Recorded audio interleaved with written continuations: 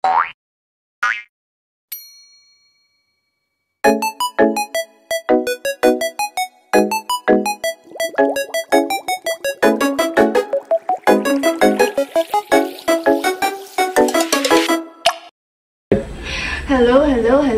Kami nga pala is students from LSPU. And now, ano ba yung pag-uusapan natin? About sa stress at saka sa mga coping mechanism namin. So, ikaw, Carol, para sa'yo, how do you describe stress? Paano mo describe yung pag may stress ka? Ang stress para sa akin ay yung hirap makakain. Laging sumasakit ang ulo pag may mga isipin. Paano mo naisip yun, mga ganun bagay? Paano nangyayari yun? Pag may mga maraming gawain na hindi pa natatapos ka na. Hindi ka makakain pag marami kang gawain. Ikaw? Para sa akin naman, yung sa araw-araw natin ginagawa, like, pag napapressure tayo, halimbawa, sa kagaya din ng sinabi ni Aaron na pag sa school, parang pag natatambak yung gawain natin, syempre, di ba, kailangan natin mag-cram. So, yung cramming, parang nagre-resulta din siya ng stress sa atin, sa students. So, saglit lang. Diba, binigyan naman tayo ng mahabang schedule para yung mahabang deadline. Bakit yan lang natin ginagawa? Siyempre, nagkakataon kasi na hindi naman lahat ng binibigay sa atin ay ganun kadali para matapos siya sa isang schedule lang na inantas sa atin. Kaya nagkakataon din na kahit ayaw natin na mag-cram or ayaw natin tumambak yung gawain, hindi maiwasan na na mag-cram tayo kasi hindi siya sa schedule. Ako kasi pag nai-stress ako, alam mo yung parang magpapanik ako ganun, tapos may iyak na lang ako out of nowhere. And then like, alam mo yung pag kinausap mo ako, lagi akong ganyan. Kaya kayo magtakapat, lagi akong ganyan. Stress lang ako na. Kapag stress ka, damay ang lahat, ibig sabihin. Sorry Wow. Hindi kasi. Coping mechanism. Hindi ko siya coping mechanism. Kasi kapag kasi stress ako, alam niyo yung gusto ko ng panahon na parang nag-iisip-isip ako sa sarili ko. Tapos parang nakakainis. Pag nag-iisip-isip ako, tapos bigla mo kong tatanungin na, hey, anong gagawin din? Ate ko, pwede bang mag-isip muna ako? Ako naman, pag ako na-stress, inilalakad ko lang. Just walk it off. Normal. Hindi ko alam kung normal pa ba yun, pero kung saan ako nakakakit pag maglalakad. Ano naman? Wala akong iniisip. Legit. Clear yung mind ko, basta straight na naglalakad ako sa kalsada. Pero ano rin yun? Siguro good thing din yun. Kasi like, syempre, imbis na negative yung coping, yung pag ginagawa, pag nai-stress ka. Huwag niyo kagayahin. Yung mga gawain na natatapos. Same. Wala na? Wala na. Sa akin ganun din sa'yo? Sa akin like, nai-stress ako pag halimbawa nagpapatong-patong yung school problems ko and then yung family problems. Ano ba naman din nai-stress doon ate ko? Hindi ka nag-iisa. Pati sa pamilya ko at saka lalo natin sa mga kapatid ko. Oo! Yung maliliit kong mga kapatid, yung mga chikit niya. Laking sakit sa ulo. Panganay kings. Oo. Dahil ako yung panganay, sa akin yung responsibilidad. Para sa akin yung paglalaro lang para maano naman yung isipan ko pag malayo yung isip ko sa mga gaway pag natatamba ka na. Ako naman, masasabi ko yung aking coping mechanism is katulad na nga yung paglalakad at saka gusto ko na nasasaktan yung sarili ko. Yung to the point na napupush ko yung sarili ko, not mentally or physically, but like physically napupush ko yung limit ko. Pag natatanggal talaga ang stress ko, na bumabalik yung kaisipan ko na nagkakaroon ulit ako ng mga idea na dapat kong gawin. At saka, syempre, mas nagagawa ko yung mga school activities ko pag nakapag-gym ako or nakapaglakad-lakad ako. Excuse me. Ako kasi, pag nai-stress ako, it's like, gusto ko siyang i-carry out. Like, nilalabas ko yung emotions. Hindi ako nai-stress ako and I wanna cry, then I'll cry. Kasi, yun yung nararamdaman ko eh. Tapos pagkatapos nun, I'll cry. Tapos pagkatapos ko umiyak, tatanong ko sa sarili ko, ba't ako umiiyak? And then after that, iisipin ko kung ano yung kinaka-stress ko. And then, instead of thinking about the problem, iisipin ko kung paano ako aalis dito sa sitwasyon na to?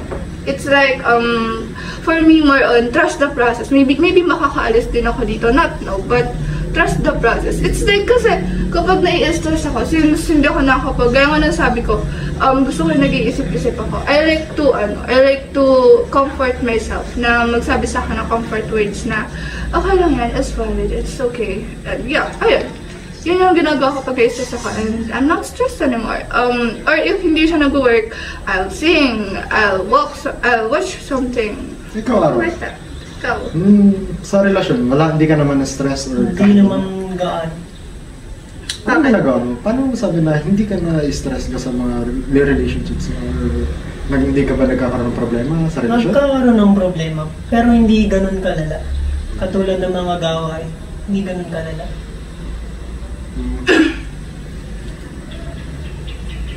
So, sweet kayo. Green flag pa rin. So, magkala kayo mga nag-uusap? Lagi bang video call? Ano ba? Fast talk with Boy Abunda, pero may buhok. Puro chat lang pag minsan. Hindi ka nag-video call? Bihira. Hindi ka naman na-stress pag sa mga ganun bagay kahit LDR kayo? Hindi naman. Tatag ka, boss? Sige, boss? Well, Kayo, na-stress din ba kayo sa relasyon nyo? Ay, for your information, wala. wala. Ano lang yan, distraction for me. Ah, Para sa akin, ang masasabi ko sa mga manonood ay huwag niyong suluhin yung ano nyo. Kung may mapapagsabihan kayo, kaibigan man or kamag-anak, mas okay yun kasi hindi yung kikim-kimin nyo lang yan na basta. sa labi naman. That's yun na, nalaan yun na lang yung kalipso. Meron mga iba't iba ding paraan kung paano ma-handle natin ng stress. Pwede natin itong isulat o gumawa tayo ng sarili natin diary. Yes, journal. Yes. Tama, magandang coping mechanism yan. Ano na Ito kapag... ginagawa niya. Lalo na kapag halimbawa wala, diba gaya nga nung sabi niya is wala kang kaibigan ng pagsasabihan. Kasi, alam mo, parang feeling mo na, gaya ng parang nag-ahit ka sa self-isolate. Bakit kami, di mo kaibigan? No, I mean,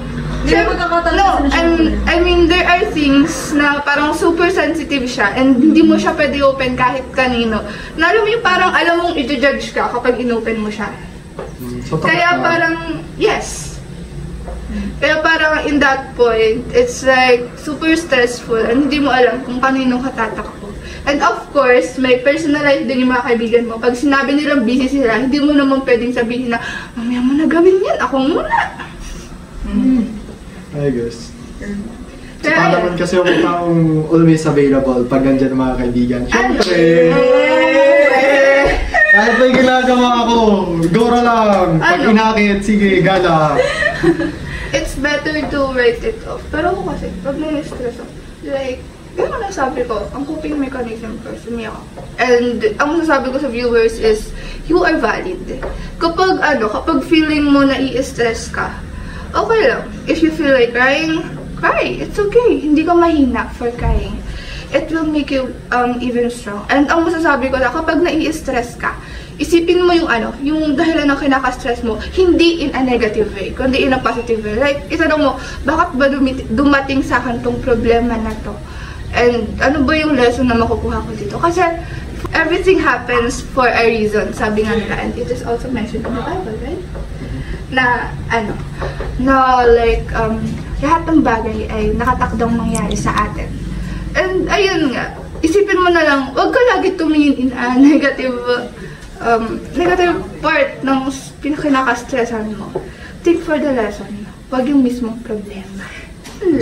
Kasi you're valid. Good point. Yes. Ikaw, ano sasabi mo?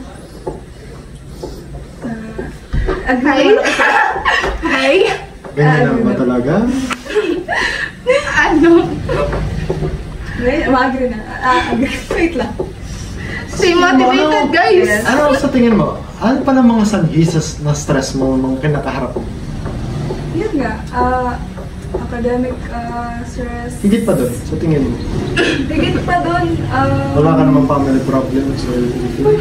thankfully, wala naman kasi somehow understanding na my parents ko, so At saka yung mga bagay na medyo mas deeper pa din, parang ano na lang, parang hindi ko na lang sobrang dinidibdib kasi wala namang, hindi naman makakabuti sa akin. So, yung mga bagay na present ba na dapat kong problemahin, yun nila yung inaano ko. Tapos, itatry kong i-fix, ganun.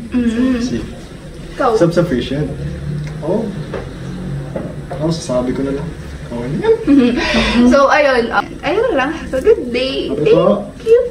Ayun, Lara.